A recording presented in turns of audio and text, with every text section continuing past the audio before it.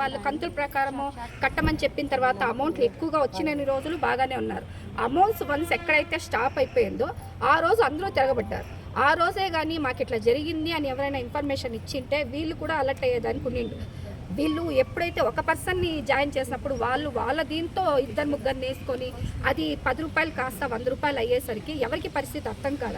ఇక్కడ ఉండేవాళ్ళు ప్రతి ఒక్కరు చిన్న కుటుంబాల్లో ఉండేవాళ్ళు, ఎవరు ఆర్పీలు బాగా ఉండి ఇది చేసుకునే వాళ్ళు అయితే కాదు.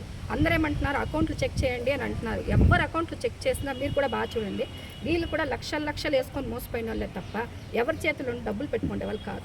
ఈరోజు మేము ఆఫీస్ ముందర ఇట్లా నిలబడి ఇట్లా ఏడుస్తున్నామంటే పరిస్థితి ఒక సభ్యురాలు గ్రూప్లో ఉండి వాళ్ళ గ్రూపులు బాగుంటేనే మేము ఇక్కడ ఉంటాం. అదే వన్స్ వాళ్ళ గ్రూప్ చెడిపోతే మేము ఉండేం ప్రయోజనం ఇక్కడ. కాబట్టి ఎవ్వరూ ఉద్దేశపూర్వకంగా అయితే చేసింది కాదు.